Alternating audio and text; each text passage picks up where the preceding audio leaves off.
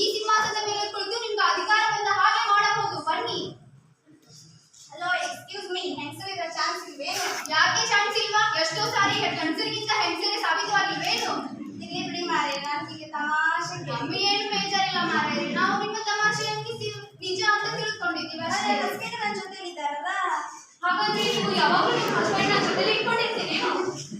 ಇಲ್ರಿ ಮಾರಾಯರೆ, ನಾವು homework finish ಮಾಡಿ ಬಂದಿದ್ದೀನಿ ಮಾರಾಯರೆ. ಹಾಗಾದ್ರೆ ಇನ್ನೂ ಚಲೋ ಆಯ್ತು, ಬನ್ನಿ ರಂಗದ ಮೇಲೆ. ಸರಿ ಸರಿ ಬರ್ತೀನಿ. ಹೇಳಿ ಮಾರೇ, ಬೇಗ ಹೋಗೋಣ. ಬೇರೆ ಯಾರಾದ್ರೂ ಅಲ್ಲಿಗೆ ಬಂದಾರು. ಈಗ ನೋಡ್ರಿ, ನಾನು ಬಂದೆ ಈ ಸಿಂಹಾಸನದ ಮೇಲೆ ಕೂಡಿಸಿ ನನ್ನಷ್ಟು ಯೋಗ್ಯರಾದ್ರೂ ನಿಮ್ಗೆ ಎಲ್ಲೂ ಸಿಗೋದಿಲ್ಲ.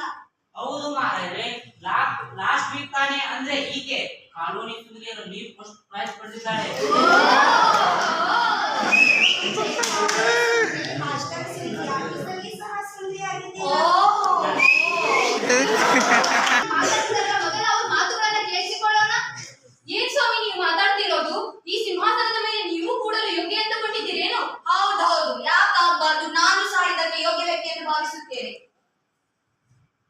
ಹಾಗಾದ್ರೆ ಬನ್ನಿ, ಅಲ್ಲೇಕೆ ನಿಂತಿದ್ರ? ಈ ರಂಗದ ಮೇಲೆ ಬನ್ನಿ. ನೀವು ವಿಚಿತ್ರ ಮನುಷ್ಯರಿದ್ದೀರಿ. ಯಾಕೆ ಏಟಾಯ್ತು ಈಗ? ಅಲ್ಲೇ ಸ್ವಾಮಿ, ಸಿಂಹಾಸನಕ್ಕೆ ಒಬ್ಬ ಯೋಗ್ಯ ವ್ಯಕ್ತಿನ ಹುಡುಗಲಿಕ್ಕೆ ಬಂದೆ.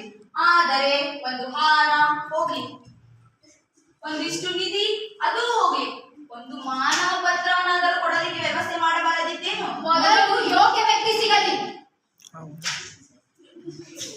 ಈಗ ಬಂದಿದ್ದೀನ ನಾನು. ಆದ್ರೆ ಏನಂತೆ? ಹೂವಿನ ಹಾರದ ವ್ಯವಸ್ಥೆ ಮಾಡಲಿಕ್ಕೆ ಆಗಿನಂತೆ ತಾನೇ ನೀವು ಹೇಳೋದು. ನಿಮ್ಮೆಲ್ಲರ ಮನುಷ್ಯ ತಾನೇ ನಾನು. ನಿಮ್ಮೆಲ್ಲರ ಪ್ರೀತಿಯ ಆಶೀರ್ವಾದವನ್ನೇ ಮಲ್ಲಿಗೆ ಹೂವು ದಂಡೆ ಮತ್ತು ಗುಲಾಬಿಯ ಘಮ ಮಾಲೆಗಳೆಂದು ಭಾವಿಸುತ್ತೇನೆ. ಸ್ವಾಗತ ಸಮಾರಂಭದ ಅವಶ್ಯಕತೆ ಸಹ ಇಲ್ಲ. ನಿಮ್ಮೆಲ್ಲರ ಮನುಷ್ಯ ತಾನೇ ನಾನು, ನಿಮ್ಮೆಲ್ಲರ ಸೇವಕ ನಾನು.